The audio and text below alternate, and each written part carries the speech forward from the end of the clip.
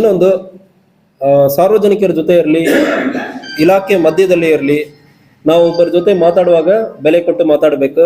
ಸ್ಟೇಷನಲ್ಲಿ ಸಾರ್ವಜನಿಕರು ಹೋಗುವಾಗ ಸ್ಪಂದಿಸಬೇಕು, ಬೆಲೆ ಕೊಟ್ಟು. ನಮ್ಮ ಆಫೀಸಲ್ಲಿ ಬರುವಾಗಲೂ ಫಸ್ಟ್ ಬಂದಾದ್ಮೇಲೆ ಕೂರಿಸಿ ನಿಧಾನಕ್ಕೆ ಅವ್ರ ಕಡೆ ಏನು ಸಮಸ್ಯೆ ಅಂದರೆ ಹೇಳ್ಕೊಳ್ತಾ ಇದ್ವಿ. ಇದು ನಾವು ಪ್ರತಿಯೊಂದು ಪೊಲೀಸ್ ಸ್ಟೇಷನಲ್ಲಿ ಎಕ್ಸ್ಪೆಕ್ಟ್ ಮಾಡ್ತಾ ಇದ್ವಿ. ಪ್ರತಿಯೊಂದು ಪೊಲೀಸರು ಕೂಡ, ಕಾನ್ಸ್ಟೇಬಲ್ ಇರಲಿ, ಹೆಡ್ ಕಾನ್ಸ್ಟೇಬಲ್ ಇರಲಿ, ಸಾರ್ವಜನಿಕರ ಜೊತೆ ಮಾತಾಡುವಾಗ ಯಾವುದೇ ಅವಾಚ್ಯ ಶಬ್ದಗಳು, ಜೋರು ಮಾಡೋದು, ಅದಕ್ಕೆ ಯಾವುದೇ ಕಾರಣಕ್ಕೂ ಅವಕಾಶ ಇಲ್ಲ. ಕಾನೂನು ರೀತಿಯಲ್ಲಿ ನೀವು ಅರೆಸ್ಟ್ ಮಾಡಬೇಕಾ, ಅರೆಸ್ಟ್ ಮಾಡಿ. ಜೈಲಿಗೆ ಪ್ರೊಡ್ಯೂಸ್ ಮಾಡಬೇಕಾ, ಜೈಲಿಗೆ ಪ್ರೊಡ್ಯೂಸ್ ಮಾಡಿ. ಇನ್ವೆಸ್ಟಿಗೇಷನ್ ಅಲ್ಲಿ ಕ್ವಾಲಿಟಿ ನಾವು ಮಾಡಬೇಕು. ಸಾರ್ವಜನಿಕರಿಗೆ ಅದು ಬಿಟ್ಬಿಟ್ಟು ಬೈಯೋದು, ಜುಡಾಯಿಸೋದು ನಮ್ಮ ಇಲಾಖೆಯಿಂದ ಯಾವ ಕಾರಣಕ್ಕೆ ಆಗಬಾರ್ದು ಅಂದ್ರೆ ಅದು ಸೂಚನೆಯನ್ನು ಕೂಡ ಕೊಟ್ಟಿದ್ವಿ. ಸೊ ಬ್ಯಾಕ್ವರ್ಡ್ ಏರಿಯಾನಲ್ಲಿ ಇಂತಹ ಸಮಸ್ಯೆಗಳು. ಸೊ ಈಗ ದಕ್ಷಿಣ ಕನ್ನಡದಲ್ಲಿ ಮತ್ತು ನಮ್ಮ ಕರ್ನಾಟಕ ಸದರ್ನ್ ಪಾರ್ಟಲ್ಲಿ ನಾವು ನೋಡುವ ಸಂದರ್ಭದಲ್ಲಿ ಜನ ಬಹಳಷ್ಟು ಓದಿರೋರು ಪ್ರಶ್ನೆ ಮಾಡ್ತಾರೆ. ನೀವು ಒಂದು ಪದ ನೀವು ಬೈಯುವಾಗಲೇ ಪೊಲೀಸರನ್ನು ಪ್ರಶ್ನೆ ಮಾಡ್ತಾರೆ. ಬಟ್ ಇಲ್ಲಿ ಪ್ರಶ್ನೆ ಮಾಡೋದು ಕಮ್ಮಿ ಇದೆ. ಸಾರ್ವಜನಿಕರಿಗೆ ನಾನು ಏನು ಹೇಳ್ಕೊಳ್ತೇನೆ ಅಂದ್ರೆ, ಯಾರು ಅವಾಚ್ಯ ಶಬ್ದದಲ್ಲಿ ಬೈತಾರೆ ಅಂದ್ರೆ ಅದು ಇಲಾಖೆ ಇರಲಿ, ಇನ್ನೊಬ್ಬರಲ್ಲಿ, ದಯವಿಟ್ಟು ಕಂಪ್ಲೇಂಟು ನೀವು ಕೊಡುವುದಕ್ಕೆ ಅವಕಾಶ ಇರ್ತದೆ. ಯಾವುದೇ ಕಾರಣಕ್ಕೂ ಪೊಲೀಸರಿರಲಿ, ಯಾವ ಇಲಾಖೆ ಇರಲಿ, ನಿಮ್ಮ ಬೆಲೆಯನ್ನು ಬಿಟ್ಕೊಡೋದು ಬೇಡ. ನಿಮಗೊಂದು ಸಮಸ್ಯೆ ಅಂದ್ರೆ ಹೇಳುವಾಗ ನೀವು ಇಲ್ಲಿ ಬರುವ ಸಂದರ್ಭದಲ್ಲಿ ಕಂಪ್ಲೇಂಟ್ ತಗೊಳ್ಳೋದಕ್ಕೂ ಸ್ಟೇಷನ್ ಇರೋದು ಬರಬೇಕು. ಒಂದು ವೇಳೆ ಇಲ್ಲಿ ಕ್ರಮ ಕೈಗೊಂಡಿಲ್ಲ ಅಂದ್ರೆ ನಮ್ಮ ಆಫೀಸಕ್ಕೂ ಬರಬಹುದು. ಸೊ ಡಿಸ್ಟಿಕಲ್ಲಿ ಚಾರ್ಜ್ ತಗೊಂಡಾದ್ಮೇಲೆ ಜಿಲ್ಲೆಯಲ್ಲಿ ಜಾಗ್ರಫಿ, ಜನರು, ಲೋಕಲ್ ಪ್ರಾಬ್ಲಮ್ ಫೀಲ್ಡಲ್ಲಿ ನೇರವಾಗಿ ಬಂದು ನೋಡುವಾಗಲೇ ನಮಗೆ ಗೊತ್ತಾಗುತ್ತದೆ. ಸೊ ಇಲ್ಲಿ ಈಗ ಬಂದು ಒಂದು 10 ಜನ ಕಂಪ್ಲೇಂಟ್ ಕೊಡುವುದು, ಮಾತಾಡುವುದು, ಇಲ್ಲಿ ಲೋಕಲ್ ಏನು ಪ್ರಾಬ್ಲಮ್ ಇರುವುದು, ಇದ್ರ ಬಗ್ಗೆ ನಾವು ಬಂದು ಪರ್ಸನಲ್ ಆಗಿ ಇಂಟ್ರಾಕ್ಟ್ ಮಾಡುವಾಗ ಇಲ್ಲಿ ಪ್ರಾಕ್ಟಿಕಲ್ ಡಿಫಿಕಲ್ಟೀಸ್ ಪೊಲೀಸ್ ಇಲಾಖೆಗೆ ಏನಿರ್ತದೆ, ಇನ್ವೆಸ್ಟಿಗೇಷನ್ ಮಾಡೋದಲ್ಲಿ ಅವ್ರಿಗೆ ಏನು ಕೊರತೆ ಇರ್ತದೆ, ಮತ್ತು ಈಗ ನೀವೇ ಹೇಳ್ತಾ ಇದ್ದೀರಿ ಸಿಬ್ಬಂದಿಯಲ್ಲಿ ಕೆಲವೊಂದು ಕಡೆ ಕೊರತೆ ಇರ್ತದೆ. ಅದೇ ರೀತಿಯಲ್ಲಿ ಕೆಲವೊಂದು ಕಾನೂನು ಪಾಲನೆ ಆಗ್ತಾ ಇಲ್ಲ. ಉದಾಹರಣೆಗೆ ಇಲ್ಲಿ ನಮ್ಮ ಲಾಸ್ಟ್ 1 ವರ್ಷದಲ್ಲಿ 68 ಜನ ರೋಡ್ ಆಕ್ಸಿಡೆಂಟ್ ಅಲ್ಲಿ ಡೆತ್ ಆಗಿದ್ದಾರೆ. ಸೊ ಸಮಸ್ಯೆ ಏನಂದ್ರೆ, ಫೀಲ್ಡ್ಗೆ ಬಂದು ನೋಡುವಾಗ ಈ ರೋಡ್ ನೋಡ್ತೀವಿ, ಆದ್ಮೇಲೆ ಕೇಸಸ್ ನೋಡ್ತೀವಿ, ಇದೆಲ್ಲ ಸ್ಟಡಿ ಮಾಡುವಾಗ ನಮಗೆ ಗೊತ್ತಾಗುತ್ತದೆ. ಆ ಹಿನ್ನೆಲೆಯಲ್ಲಿ ನಾನು ಪ್ರತಿ ಸ್ಟೇಷನ್ ಕೂಡ ನಾವು ವಿಸಿಟ್ ಮಾಡ್ತಾ ಇದ್ದೆ. ನಿನ್ನೆ ಗೋಕಾಕಲ್ಲಿ 9 ಸ್ಟೇಷನ್ ವಿಸಿಟ್ ಮಾಡಿದ್ದೀನಿ. ಇವತ್ತು ನಮ್ಮ ಅಥಣಿ ತಾಲೂಕಲ್ಲಿ ಇರುವ, ಅಷ್ಟು ಅಥಣಿ ತಾಲೂಕು ಮಾತ್ರ ಅಲ್ಲ, ಅಥಣಿ ಸಬ್ ಡಿವಿಷನ್, ಅಥಣಿ, ರಾಯಬಾಗ್ ಎಲ್ಲ ಸ್ಟೇಷನ್ ಕೂಡ ಸ್ಟೇಷನ್ ವಿಸಿಟ್ ಮಾಡಿಬಿಟ್ಟು ಇಲ್ಲಿ ಏನೇನು ಸಮಸ್ಯೆ ಇರ್ತದೆ, ಅದಕ್ಕೆ ಏನು ಪರಿಹಾರ ಇದೆಲ್ಲ ಸರಿಪಡಿಸೋದಕ್ಕೆ ಬಂದಿದ್ದೀವಿ. ಈ ಹಿನ್ನೆಲೆಯಲ್ಲಿ ನಮ್ಮ ಈಗ ಪ್ರಯಾರಿಟಿ ನಮ್ಮ ಆಫೀಸರ್ಸ್ಗೆ ನಾವು ಏನು ಕೊಟ್ಟಿದ್ದೀನಿ ಅಂದರೆ, ಅಥಣಿ ತಾಲೂಕಲ್ಲಿ, ಅಥಣಿ ಸಬ್ ಡಿವಿಷನಲ್ಲಿ ಪರ್ಟಿಕ್ಯುಲರ್ಲಿ ಸಿಕ್ಕಾಪಟ್ಟ ರೋಡ್ ಆಕ್ಸಿಡೆಂಟ್ ಆಗ್ತಾ ಇದೆ. ಇದನ್ನು ತಡೆಗಟ್ಟಬೇಕು. ಇದರಲ್ಲಿ ಸುಮಾರು 100ರಿಂದ 200 ಜನ ಡೆತ್ ಆಗ್ತಾ ಇದ್ದಾರೆ. ಇಡೀ ಜಿಲ್ಲೆಯಲ್ಲಿ, ಇಡೀ ರಾಜ್ಯದಲ್ಲಿ ನನ್ನ ಪ್ರಕಾರ ಈ ತಾಲೂಕಲ್ಲಿ ಮತ್ತು ಈ ಸಬ್ ಡಿವಿಷನಲ್ಲಿ ರೋಡ್ ಆಕ್ಸಿಡೆಂಟ್ ಆಗುವುದು, ಅದರಿಂದ ಜೀವ ಹಾನಿಯಾಗುವುದು ಈ ತಾಲೂಕಲ್ಲಿ ಜಾಸ್ತಿ ನಡ್ತಾ ಇದೆ. ಇದನ್ನು ನಾವು ತಡೆಗಟ್ಟಬೇಕು. ಈಗ ಇದಕ್ಕೆ ಹಿನ್ನೆಲೆ ಕಾರಣಗಳು ಕೆಲವೊಂದು ಇರ್ತದೆ. ರೋಡ್ ಚೆನ್ನಾಗಿರ್ತದೆ, ಜನ ಬೇಗ ಗಾಡಿ ಓಡಿಸ್ತಾರೆ. ಇಲ್ಲಿ ಹಳ್ಳಿಗಳು ಭಾಳಷ್ಟು ಇರ್ತದೆ, ಅವ್ರಿಗೆ ಬೇಸಿಕ್ ಐಡಿಯಾನೂ ಇರಲ್ಲ. ಹೈವೇ ಬಂದಾದ್ಮೇಲೆ ಅವ್ರು ಇದಕ್ಕೆ ಹಿಂದೆ ಏನೋ ಮಡ್ ರೋಡ್ ಇರ್ತದೆ, ಆ ರೋಡಲ್ಲಿ ಹೋಗೋ ಅಭ್ಯಾಸದಲ್ಲಿ ಹೈವೇನಲ್ಲಿ ಬಂದ್ಬಿಡ್ತಾರೆ. ಈಗಲೂ ಕುರಿಗಳು, ದನಗಳು ಜಾಸ್ತಿ ಬರ್ತದೆ. ಸೊ ಈ ಕಲ್ಚರಲ್ ಚೇಂಜ್ ಇನ್ನೂ ಆಗಬೇಕಾಗಿತ್ತು. ಮತ್ತು ಈಗ ಜೊತೆಗೆ ಡ್ರಂಕ್ ಅಂಡ್ ಡ್ರೈವ್, ಕುಡಿದುಬಿಟ್ಟು ಗಾಡಿ ಓಡಿಸ್ತಾನೆ. ಯಾವನೋ ಕುಡಿದುಬಿಟ್ಟು ಗಾಡಿ ಓಡಿಸಿ ಯಾವುದೋ ಒಂದು ಅಮಾಯಕರನ್ನು ಸಾಯಿಸ್ತಾ ಇದ್ದಾರೆ. ಈ ಹಿನ್ನೆಲೆಯಲ್ಲಿ ಇಂತಹ ಕೇಸ್ಗಳಿಗೆ ನಾವು 100% we are going to book culpable homicide, ಮರ್ಡರ್ಗೆ ಈಕ್ವಲೆಂಟ್ ಆಗಿರುವುದು. ಯಾವನೋ ಕುಡಿದುಬಿಟ್ಟು ಗಾಡಿ ಓಡಿಸಿ ಇನ್ನೊಬ್ಬರಿಗೆ ಡೆತ್ ಆಗುವ ಸಂದರ್ಭದಲ್ಲಿ ಪನಿಷ್ಮೆಂಟ್ ಜಾಸ್ತಿ ಇರ್ತದೆ ಮತ್ತು ಅರೆಸ್ಟ್ ಆಗ್ತಾರೆ. ರೋಡ್ ಆಕ್ಸಿಡೆಂಟಲ್ಲಿ ಅರೆಸ್ಟ್ ಹಾಕಿ ಜೈಲಿಗೆ ಹಾಕ್ತೀವಿ ಮತ್ತು ಅದಕ್ಕೆ ಕಾಂಪನ್ಸೇಷನ್ ಕೈಯಲ್ಲಿಂದ ಭಾಳಷ್ಟು ಕೊಡಬೇಕಾಗುತ್ತದೆ.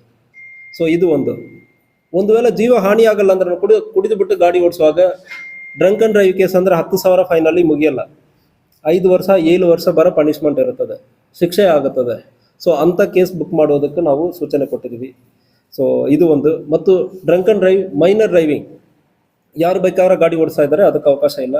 ಅದ್ರ ಬಗ್ಗೆನೂ ಕೂಡ ಸೂಚನೆ ಕೊಟ್ಟಿದ್ದೀವಿ. ಇನ್ನೊಂದು, ಸಾರ್ವಜನಿಕರ ಜೊತೆ ಇರಲಿ, ಇಲಾಖೆ ಮಧ್ಯದಲ್ಲಿ ಇರಲಿ, ನಾವು ಒಬ್ಬರ ಜೊತೆ ಮಾತಾಡುವಾಗ ಬೆಲೆ ಕೊಟ್ಟು ಮಾತಾಡಬೇಕು.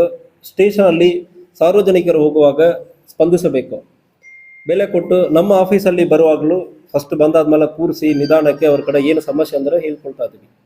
ಇದು ನಾವು ಪ್ರತಿಯೊಂದು ಪೊಲೀಸ್ ಸ್ಟೇಷನಲ್ಲಿ ಎಕ್ಸ್ಪೆಕ್ಟ್ ಮಾಡ್ತಾ ಇದ್ವಿ. ಪ್ರತಿಯೊಂದು ಪೊಲೀಸರು ಕೂಡ, ಕಾನ್ಸ್ಟೇಬಲ್ ಇರಲಿ, ಹೆಡ್ ಕಾನ್ಸ್ಟೇಬಲ್ ಇರಲಿ, ಸಾರ್ವಜನಿಕರ ಜೊತೆ ಮಾತಾಡುವಾಗ ಯಾವುದೇ ಅವಾಚ್ಯ ಶಬ್ದಗಳು, ಜೋರು ಮಾಡೋದು, ಅದಕ್ಕೆ ಯಾವುದೇ ಕಾರಣಕ್ಕೂ ಅವಕಾಶ ಇಲ್ಲ. ಕಾನೂನು ರೀತಿಯಲ್ಲಿ ನೀವು ಅರೆಸ್ಟ್ ಮಾಡಬೇಕಾ, ಅರೆಸ್ಟ್ ಮಾಡಿ. ಜೈಲಿಗೆ ಪ್ರೊಡ್ಯೂಸ್ ಮಾಡಬೇಕಾ, ಜೈಲಿಗೆ ಪ್ರೊಡ್ಯೂಸ್ ಮಾಡಿ. ಇನ್ವೆಸ್ಟಿಗೇಷನ್ ಅಲ್ಲಿ ಕ್ವಾಲಿಟಿ ನಾವು ಮಾಡಬೇಕು. ಸಾರ್ವಜನಿಕರಿಗೆ ಅದು ಬಿಟ್ಬಿಟ್ಟು ಬೈಯೋದು, ಜುಡಾಯಿಸೋದು ನಮ್ಮ ಇಲಾಖೆಯಿಂದ ಯಾವ ಕಾರಣಕ್ಕೆ ಆಗಬಾರ್ದು ಅಂದ್ರೆ ಅದು ಸೂಚನೆಯನ್ನು ಕೂಡ ಕೊಟ್ಟಿದ್ವಿ. ಸೊ ಬ್ಯಾಕ್ವರ್ಡ್ ಏರಿಯಾನಲ್ಲಿ ಇಂತಹ ಸಮಸ್ಯೆಗಳು. ಸೊ ಈಗ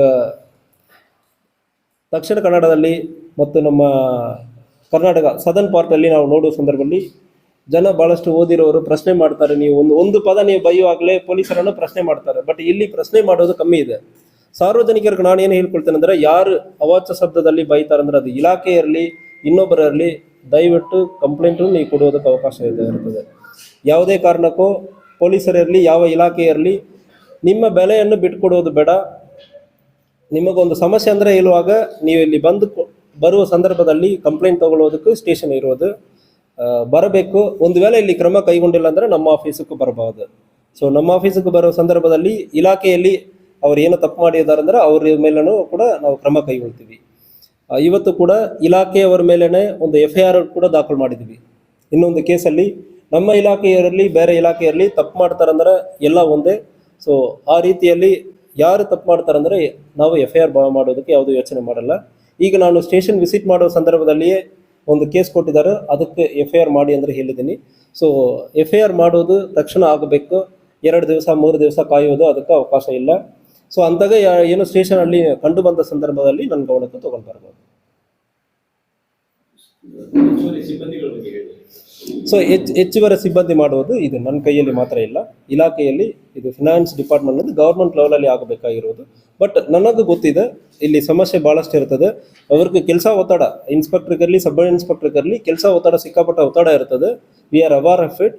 ಅದಕ್ಕೆ ನಾವು ಕೂಡ ಪುಷ್ ಮಾಡ್ತೀವಿ. ಇಲ್ಲಿ ಇರುವ strength what ever sanction strength ಇರ್ತದೆ, ವೇಕೆನ್ಸಿ ಇಲ್ಲದೆ ಇಲ್ಲಿ ಪುಷ್ ಮಾಡೋದಕ್ಕೆ ಪ್ರಯತ್ನ ಮಾಡ್ತೀವಿ. ಪ್ರಮುಖವಾಗಿ ನೀವು ಹುಡುಗೇನು ಆಕ್ಸಿಡೆಂಟ್ ಆಗ್ತಾ ಇರೋದು ಕಾರಣ ಅಕ್ರಮವಾಗಿ ಹಳ್ಳಿಗಳಲ್ಲಿ ಸಾರಾಯಿ ಮಾಡ್ತಾ ಇರೋದು, ಅದಕ್ಕೂ ಕಾರಣ ಅದರಿಂದ ವಿದ್ಯಾರ್ಥಿಗಳು ಅಷ್ಟೇ ಆಗಲ್ಲ, ಗಲಾಟೆಗಳು ಸಹ ಜಾಸ್ತಿ ಆಗ್ತಾ ಇದೆ ಸರ್. ಅದ್ರ ಬಗ್ಗೆ ತಾವು ಯಾವ ರೀತಿ ಕ್ರಮಕ್ಕೆ ತಮ್ಮ ಇಲಾಖೆಯಿಂದ ಯೋಜನೆ ಮಾಡಿದ್ದೀರಿ? ಈಗ ನಾವು ಏನೋ ಹೇಳ್ತಾ ಇದ್ವಿ, 112 ನೀವು ಕಾಲ್ ಮಾಡ್ತಾರಂದ್ರೆ ERSS ಗಾಡಿ ಅಂದರೆ ಎಲ್ಲ ಕಡೆನೇ ನಿಂತ್ಕೊಂಡಿರ್ತದೆ. ಈಗ ಪ್ರತಿಯೊಂದಕ್ಕೂ ಸಬ್ ಇನ್ಸ್ಪೆಕ್ಟ್ರೇ ಬರಬೇಕಂದ್ರೆ ಇಲ್ಲ. ನೀವು ಕಾಲ್ ಮಾಡಿದ ತಕ್ಷಣ ERSSಗೆ ನೀವು ಕಾಲ್ ಮಾಡ್ತೀರಂದ್ರೆ ನನಗೆ ಪ್ರತಿ ದಿವಸ ರಿಪೋರ್ಟ್ ಬರ್ತದೆ. ನೀವು ಏನು ಕಾಲ್ ಮಾಡಿದ್ದೀರಂದ್ರೆ ನಮಗೆ ಗೊತ್ತಾಗುತ್ತದೆ. ಅವರ ಇಲಾಖೆಯಲ್ಲಿ ಕ್ರಮ ಕೈಗೊಳ್ಳಬೇಕಾಗುತ್ತದೆ. ಸೊ ಇಲ್ಲ ಅಂದರೆ ಅದು ನನ್ನ ಗಮನದಲ್ಲಿ ಇರ್ತದೆ. ಮತ್ತು ಅದು ವಾಯ್ಸ್ ನೀವು ಏನೇನು ಮಾತಾಡಿದ್ರೋ ಅದು ರೆಕಾರ್ಡ್ ಆಗುತ್ತದೆ, ನಾಳೆ ಎವಿಡೆನ್ಸ್ ಆಗಿ ಯೂಸ್ ಆಗುತ್ತದೆ. ಗಾಂಜಾ ಇರಲಿ, ಗಾಂಜಾಕ್ಕೆ ಪರ್ಟಿಕ್ಯುಲರ್ಲಿ ಗಾಂಜಾ ಬಗ್ಗೆ ಇಶ್ಯೂ ಎಸ್ಕಲೇಟ್ ಮಾಡಿದಿರಿ. ಇವತ್ತು ನೈಟ್ ಬ್ಯಾಂಗ್ಳೂರ್ಲಿಂದ ಆಲ್ರೆಡಿ ನಾವು ಆರ್ಡರ್ ಮಾಡಿದ್ದೀವಿ. ಇವತ್ತು ನೈಟ್ ಗಾಂಜಾ ಟೆಸ್ಟ್ ಮಾಡುವ ಕಿಟ್ ಇಲ್ಲಿ ಕಳಿಸ್ತಾ ಇದ್ದಾರೆ. ಸೊ ನಾಳೆ ಬೆಳಗಾಂಕ್ಕೆ ಬರ್ತದೆ. ವಿತಿನ್ 2-3 ಡೇಸ್ ಎಲ್ಲ ಸ್ಟೇಷನ್ಗಳಿಗೂ ಕೊಡ್ತಾ ಇದ್ದೀವಿ. ಯಾರ್ಯಾರೆಲ್ಲ ಗಲಾಟೆ ಮಾಡ್ತಾರೆ, ಯಾವುದೇ ಸಮಸ್ಯೆ ಇರ್ತದೆ, ನಮಗೆ ಡೌಟ್ ಇರ್ತದೆ, ಅವ್ರ ಮೇಲ್ಗಡೆ ಎಲ್ಲ ಗಾಂಜಾ ಟೆಸ್ಟ್ ಮಾಡುವುದಕ್ಕೆ ಇಮಿಡಿಯೇಟ್ಲಿ ತಕ್ಷಣ ಒಂದು 2 ನಿಮಿಷದಲ್ಲಿ ಗಾಂಜಾ ಟೆಸ್ಟ್ ಮಾಡೋದಕ್ಕೆ ಅವಕಾಶ ಇರ್ತದೆ. ಇದಕ್ಕಿಂತ ನಾವು ಹಾಸ್ಪಿಟಲ್ ಕರ್ಕೊಂಡೋಗಿ ಟೆಸ್ಟ್ ಮಾಡುವುದಲ್ಲಿ ಸಮಸ್ಯೆ ಇತ್ತು. ಈಗ ನಾವು ಗಾಂಜಾ ಟೆಸ್ಟ್ ಮಾಡೋದಕ್ಕೆ ತಕ್ಷಣ ಮಾಡೋದಕ್ಕೆ ಅವಕಾಶ ಇರ್ತದೆ. ಅದು ಇನ್ನೊಂದು 2 ದಿವಸದಲ್ಲಿ ಶುರುವಾಗುತ್ತದೆ. ಯಾವುದೋ ಒಂದು ಕಂಪ್ಲೇಂಟ್ ಮೇಲ್ಗಡೆ ಇವನು ಗಾಂಜಾ ಸೇರಿದಾನಂದ್ರೆ ನೀವು ಕಂಪ್ಲೇಂಟ್ ಕೊಡ್ತೀರಂದ್ರೆ ಗಾಂಜಾ ಟೆಸ್ಟ್ ಮಾಡ್ತೀವಿ. ಅದೇ ರೀತಿಯಲ್ಲಿ ಮದ್ಯಪಾನ ಹಳ್ಳಿಯಲ್ಲಿ ಸಣ್ಣ ಪುಟ್ಟ ಅಂಗಡಿಯಲ್ಲಿ ಮಾರಾಟ ಮಾಡೋದಕ್ಕೆ ಅದಕ್ಕೂ ಕೂಡ ಕಾನೂನು ರೀತಿಯಲ್ಲಿ ಕ್ರಮ ಕೈಗೊಳ್ತೀವಿ. ನೀವು ಒಂದು ಫೋನ್ ಕಾಲ್ ಮಾಡ್ತೀರ ಅಂದ್ರೆ ತಕ್ಷಣ ಬಂದು ಅಲ್ಲಿ ರೈಡ್ ಮಾಡೋಕ್ಕೆ ನಾವು ಸೂಚನೆ ಕೊಡಲಾಯಿತು. ನೀವು ಯಾರೋ ಒಬ್ಬರು ಕಾಲ್ ಮಾಡಿ ಸೂಚನೆಗಳನ್ನು ಮಾಹಿತಿಯನ್ನು ಕೊಡಬೇಕು.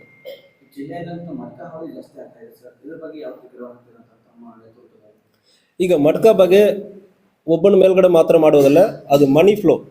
DSP ಅವ್ರ ಕಡೆನೂ ಅದೇ ನಾವು ಮಾತಾಡ್ತಾ ಇದ್ದೀವಿ. ಎಲ್ಲ DSP ಕರೆದು ಈ ವಾರದ ಮೀಟಿಂಗಲ್ಲಿ ಕೂಡ ಅದು ಸಬ್ಜೆಕ್ಟ್ ನಾನು ಎಸ್ಕಲೇಟ್ ಮಾಡೋಕ್ಕೆ ಇದ್ದೀನಿ. ಸೊ ಯಾವನೋ ಒಬ್ಬನದು ದುಡ್ಡು ಇಸ್ಕೊಳ್ತಾರಂದ್ರೆ ಆ ದುಡ್ಡು ಎಲ್ಲಿಂದ ಎಲ್ಲಿ ಹೋಗುತ್ತೆ. ಎಂಡ್ ಆಫ್ ದ ಡೇ ಇದು ಎಲ್ಲದಲ್ಲಿ ಇರೋದು ಹಣ ಒಂದು ಕಡೆ ಅಂದ್ರೆ ಯಾವನೋ ಒಬ್ಬನಕ್ಕೆ ದೊಡ್ಡ ಒಂದು ಲಾಭ ಬರ್ತದೆ. ಸೊ ಅಲ್ಲಿ ನಾವು ರೀಚ್ ಆಗಬೇಕಾ. ಇಲ್ಲಿ ಯಾರೋ ಒಂದು 4 ಜನ ಹಿಡಿಯೋರು ಇವನ್ ವಸೂಲಿ ಮಾಡ್ತಾರಂದ್ರೆ ಮಾತ್ರ ಎಲ್ಲ ಲಾಸ್ಟ್ ಪಾಯಿಂಟ್ ಬರ ಹೋಗ್ಬೇಕು. ಗಾಂಜಾದಲ್ಲಿ ಅದೇ ರೀತಿಯಲ್ಲಿ ಒಬ್ಬನ ಸೇರ್ತಾನಂದ್ರೆ ಅವನಿಗೆ ಎಲ್ಲಿಂದ ಬಂತು ಅದ್ರ ಬಗ್ಗೆ ಡೀಟೇಲ್ ಆಗಿ ಹೋಗಬೇಕಂದ್ರೆ ವಿಚಾರಣೆಯಲ್ಲಿ ಕೂಡ ನಾವು ಅದು ಫಾಲೋಅಪ್ ಮಾಡೋಕ್ಕೆ ಹೇಳಿದ್ದೀನಿ DSP ಇಲಕ್ಕೆ. ನಾನು ಕೂಡ ಕೆಲವೊಂದು ಕೇಸ್ ಇಂಪಾರ್ಟೆಂಟ್ ಕೇಸಲ್ಲಿ ಪರ್ಸನಲಿ ಫಾಲೋಅಪ್ ಮಾಡ್ತೀನಿ. ಸೊ ಸೈಬರ್ ಕ್ರೈಮಲ್ಲಿ practically we have the difficulty. Cyber crime ಅರ್ಧ ಸೈಬರ್ ಕ್ರೈಮ್ ನಾವು ತುಂಬ ನಮ್ಮ ಆಸೆಯಿಂದ ಆಗ್ತದೆ. ಯಾವುದು ಕೆಲಸ ಮಾಡದೆ ಪ್ರತಿ ದಿವಸಕ್ಕೆ 10,000 ಬರ್ತಂದ್ರೆ ಇಲ್ಲಿ ಬರ್ತದೆ. ಇಲ್ಲಿ ಇವತ್ತು ನಾನು ಬೆಳಗ್ಗೆ 7 ಗಂಟೆಗೆ ಸಂಡೇ ನಾನು ಈಗ ಇವತ್ತು ಕೆಲಸಕ್ಕೆ ಬಂದೇನೆ. ನನಗೆ ಸಂಬಳ 4,000 ಅಷ್ಟೇ ಗೌರ್ಮೆಂಟ್ಲಿಂದ ಕೊಡ್ತಾ ಇರೋದು. ಈ ಎಕ್ಸಾಮ್ ಎಲ್ಲ ಪಾಸ್ ಮಾಡಿ ನನಗೆ ಸಿಗ್ತಾ ಇರೋ ಸಂಬಳ 4,000 ಕೊಡ್ತಾರೆ.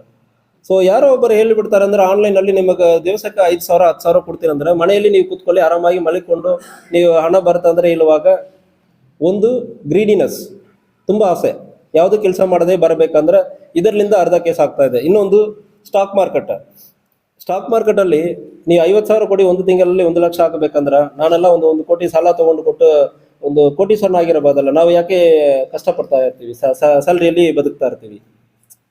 ಸೊ ಲಾಜಿಕಲಿ ಸ್ವಲ್ಪ ಜನರು ಯೋಚನೆ ಮಾಡಬೇಕು.